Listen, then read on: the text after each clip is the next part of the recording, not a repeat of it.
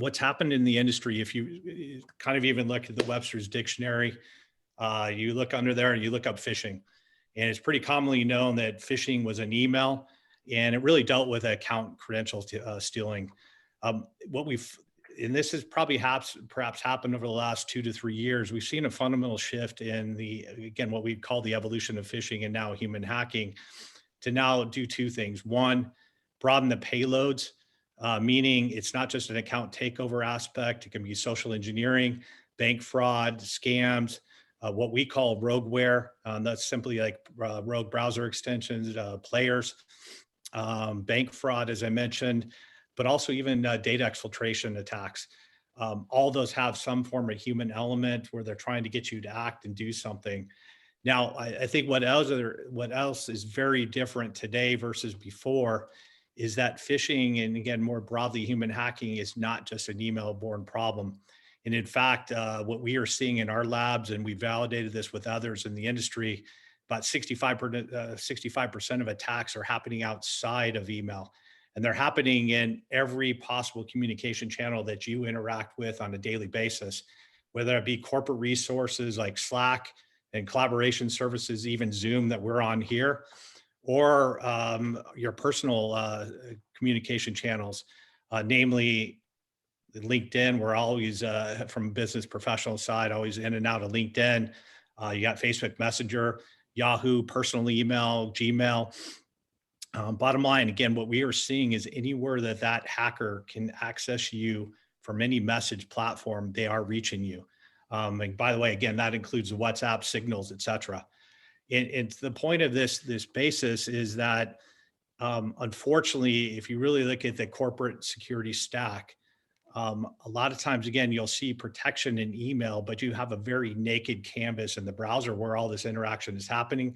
You also have a very naked canvas in security posture on your mobile phone.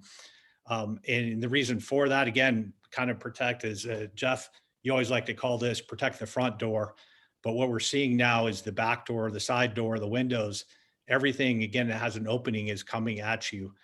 And it's kind of, as we like to say, you need to focus on protecting the unprotected. And again, be very careful of what's going on outside of the email channel. The final thing I would note here, and why this is important, and we're constantly studying what's going on, following the bad actors, seeing the new attacks that are being generated. We see what we would call lateral attacks, or what's called crossover attacks. And that's, again, where it can start in LinkedIn and then navigate its way around ultimately to some corporate resource. And if you think about it, some of the mass trends that have been underway, number one, we have a remote work from anywhere kind of environment. Second, you kind of have this intermixing, and in fact, it's almost very difficult to discern where the line begins and ends. You have this intermixing between your business and personal life together on the same device. And finally, you do have this phenomenon of BYOD, right? You're commonly using your own device to access corporate resources. And because of that, hackers know this. They know that they access you on one channel, they can, again, cross over to the other. And that's really the crux of what we wanted to talk about today.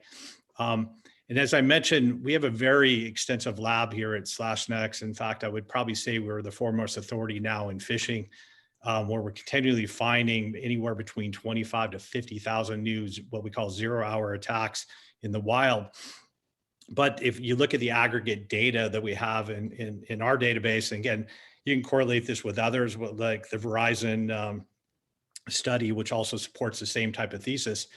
At its core, phishing, and again, what we call human hacking, again, this human interaction, these threats with that get a user to do something, was up 51% this in 2021. We're not quite done this year. And this is following on 3,000% increase last year. And again, there was a direct correlation to the shift to remote working, as I highlighted, because of COVID. And because of that, we also saw a dramatic shift in terms of where these bad actors are trying to reach you. The net message here, it's not just an email-borne problem. And in fact, not only is it not just an email-borne problem, it's an every channel problem. And second, it is now a very targeted, specific problem. And while we found 14 million malicious kind of domains and URLs from a threat perspective so far this year, we are seeing a dramatic, just an explosion in this, but we're also seeing the effectiveness of this being very targeted in one specific area that, again, quote, pay attention to. Again, we're constantly evolving. We as a security industry get ahead a little bit of the bad actors, and the bad actors get ahead. One of the areas that they've found to get ahead is they understand how tools are built, right? They dissect them, and they're constantly figuring out evasion techniques.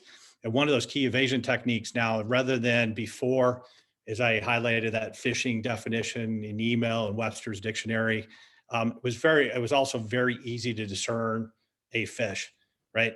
Bad logo, bad dialect, but just as important, a bad domain. So you train your users to look at joebadguy.com, ignore it, move it away.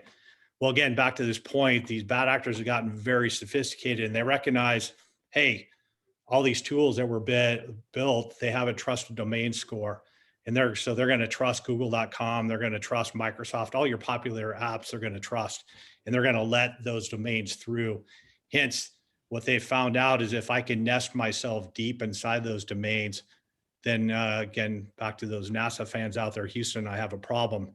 And so with this, we have seen just a significant increase in the what we call these hosted legitimate infrastructure attacks, where they're embedding themselves directly into google.com, into AWS, into Azure, Outlook.com. If any of the Canva fans out there, Adobe, Adobe Spark, you're seeing many of these type of attacks deep nested inside of these quote legitimate domains. So what does that mean on the opposite? If you have tools that were built to trust domains, you're going to let all these things through. Second, if you're just protecting the email channel, you can imagine you have an explosive problem outside of all those other channels. So that's why LinkedIn, SMS, Twitter, and those are just three examples of collaboration services, social networking tools. Why does it matter, right? And the reason why it matters, not only have we seen, again, an explosion in the total number of these attacks, as well as seeing these inside legitimate hosted infrastructure, which becomes quite dangerous. We've also seen a shift from the typical account takeover scam, right? I want to get you to part with your password, username and password, to now what we would say to mass shift to social engineering, which was up 270% in 2021. And the common attack vector or the communication channel they're using is SMS, the smishing, if you've heard of it. Again, that can be very targeted, link-based and or natural language-based. We see these attacks in social networks, again, Facebook, LinkedIn, et cetera, including WhatsApp, Signal. And that, let me just highlight this for a moment. WhatsApp, Signal, and other, quote, end-to-end encryption apps present a problem for your current tools as well. Because unless I actually sit on that device and see the attack in real time, I'm going to miss it. And it's no longer, I came out of the proxy world before. We used to actually break encryption, re-encrypt, and then send it on its way so we can see what was going on. A lot of these tools use their own encryption payloads, right? Or the encryption techniques. That's not good. That means you're going to not have that capability to break that and retunnel, et cetera. So bottom line, again, these attacks are coming through social networks, collaboration, and even those that are out there, during lunch break, or maybe get a little bored and want a little break and you want to go play some game, Discord. The bottom line, as I said, anywhere that these bad actors can reach you through any communication channel is what we are seeing now. And as a result, it's really presented a much more dangerous landscape. And particularly, again, when you look at what is unprotected in your current security stack, I can almost, again, this is pretty common, talking to multiple different customers, it's pretty common. I've got an email seg of some security on my email side.